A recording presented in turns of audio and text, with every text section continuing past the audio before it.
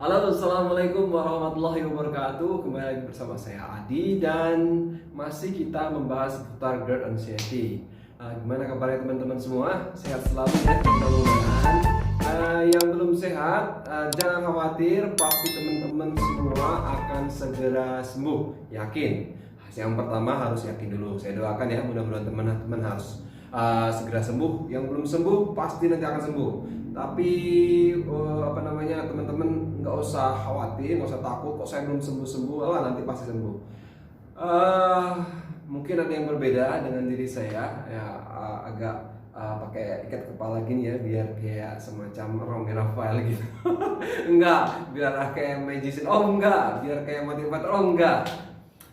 Biar keren aja. Oke. Sorry enggak. Teman-teman ya, berbicara masalah GERD anxiety dan cemas. Jadi buat teman-teman yang sampai saat ini masih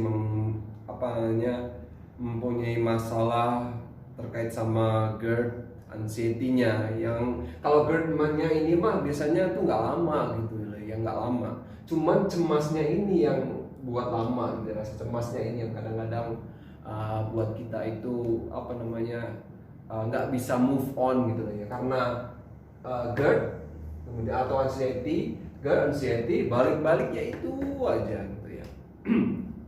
Jadi ini memang termasuk aneh ya, aneh, tapi bisa kok sembuh teman-teman ya, teman-teman bisa kok sembuh. Saya itu awal kali sebelum sembuh memang saya itu merasakan mungkin rasa-rasa luar biasa sama teman-teman semua, nggak ada bedanya, mungkin 1-2 bedanya karena keluhan tiap orang bisa jadi beda-beda, tapi keluhan secara umum itu sama semua. Tapi ada sedikit yang berbeda gitu ya, mungkin dari teman-teman semua. Mungkin teman-teman ada yang merasakan pinggangnya sakit, ada yang nggak merasakan pinggangnya sakit, ada yang merasakan ulu hatinya sakit, ada juga yang nggak merasakan ulu hatinya, tapi sebelah kiri ini, bawah sebelah kiri itu juga sakit, ada yang perutnya kedutan, ada yang lehernya sakit. Nah, teman-teman semuanya, yang perlu diingat, yang perlu teman-teman tanamkan pada diri teman-teman semua dari hati kemudian ke pikiran ialah teman-teman itu harus yakin dulu teman-teman itu sembuh. Gimana caranya? Lihat saya ini loh bisa sembuh gitu kan ya. Mas Adi loh, Bang Adi loh bisa sembuh. Masa iya saya nggak bisa sembuh? Nah gitu aja. Caranya gimana? Teman-teman gak usah takut ataupun tenang aja, karena anxiety ini sakit lambung ya. Oke, ini saya gambarkan lambung. Kalau lambungnya ini lagi trouble, memang teman-teman semua manusiawi, kalau udah orang punya penyakit lambung itu pasti akan dihantui oleh namanya rasa takut ya teman-teman.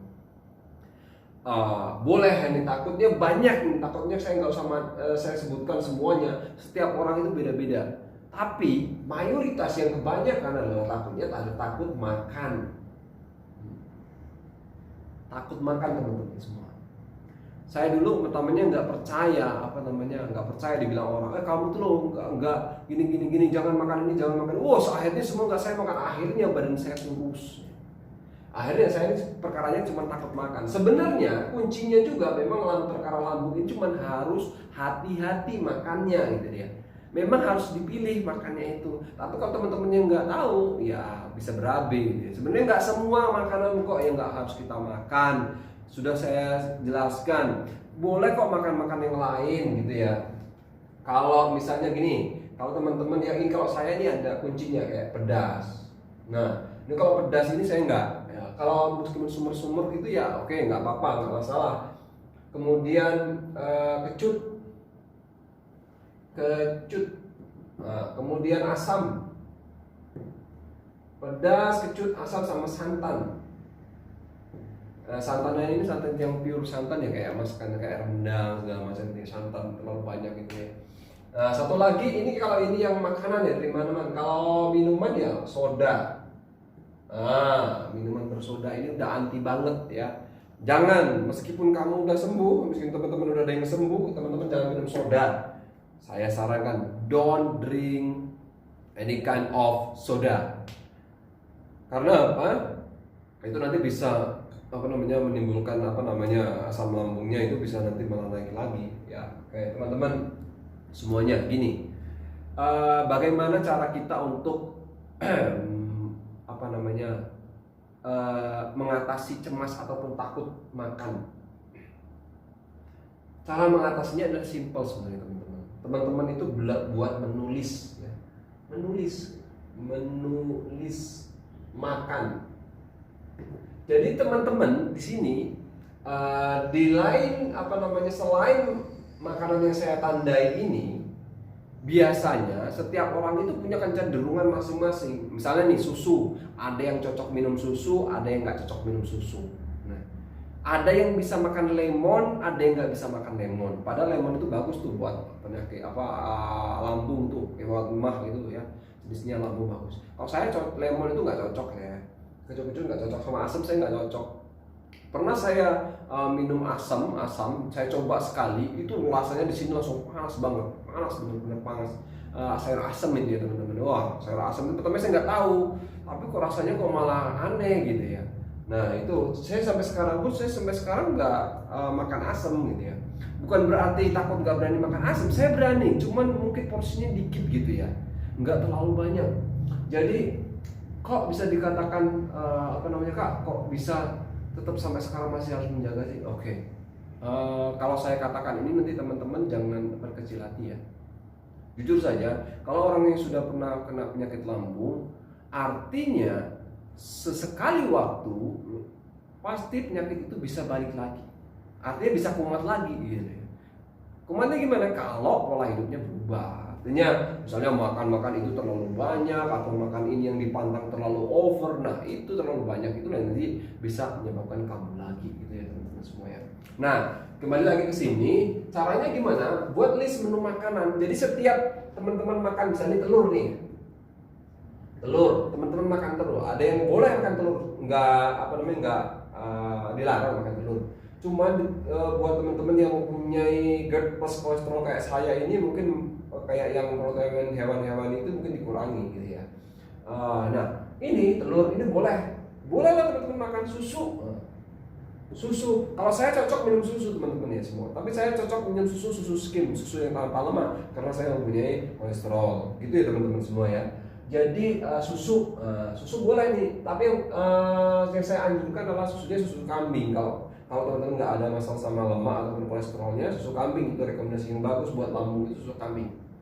Tapi ada juga teman-teman yang nggak cocok minum susu gitu lah ya. Nah itu ya mungkin nanti cocok minum susu nggak gitu. Nanti nggak cocok, ciri-cirinya gimana Kak? Kalau misalnya nggak cocok gitu, ciri-cirinya itu ketika teman-teman habis makan sekitar 10-15 menit ataupun setengah jam itu rasanya tuh begah gitu, nggak enak gitu lah di perut. Ada lagi kalau lebih parah lagi, dia itu langsung penuh di sini, panas, rasanya nggak enak, kayak sesek gitu dadanya. Nah itu nggak cocok, itu udah memproduksi lagi tuh asam lambungnya, asidnya itu naik lagi, artinya terlalu over juga. Nah terus ada lagi alpukat. Kalau saya minum lagi, saya makan alpukat itu nggak ada problem, nggak ada masalah. Tapi kalau adanya teman saya ataupun teman dari satu grup saya yang join di grup saya, itu makan alpukat tadi yang nggak cocok gitu ya, dia ada rasanya begah. Saya nggak apa-apa makan alpukat gitu ya. Nah itu beda lagi. Nah ada lagi pisang nih, cocok-cocokan juga.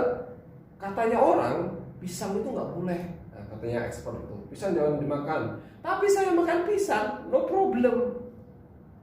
Ada juga temen yang makan pisang juga nggak masalah. Tapi ada yang bermasalah. Itu gimana ya caranya?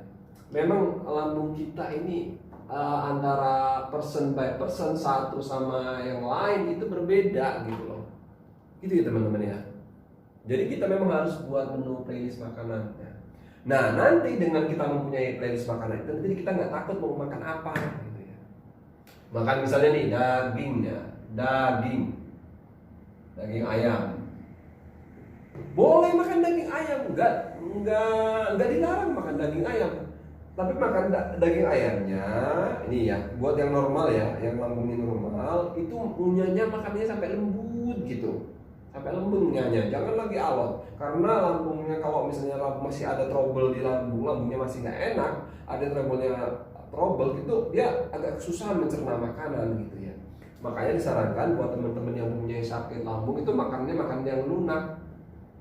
Nah, makanan yang lunak. Ya, jadi gitu ya teman-teman semua ya. Nah, mungkin berawal dari teman-teman nggak takut makanan dulu gitu ya, nanti akan bisa mengurangi anxiety-nya.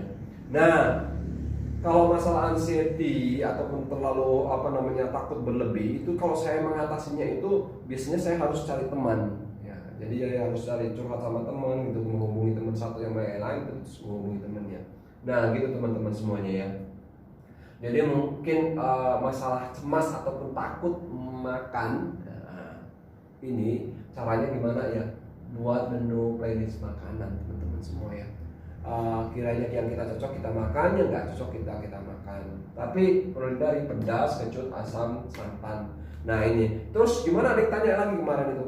Gimana kalau saya makan santan-santan misalnya dalam kue gitu, dalam snack gitu? Sebenarnya nggak masalah gitu. Sebenarnya nggak masalah, asalkan jangan terlalu banyak aja kan. Jadi mungkin misalnya makan nastar itu kan ada santannya, mungkin ada telurnya atau apanya gitu.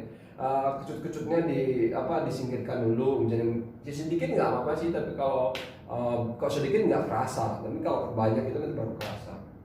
Jadi gitu lah ya. Oke, mungkin hanya ini yang bisa saya sampaikan. Jika ada pertanyaan, teman-teman bisa tanya sama saya.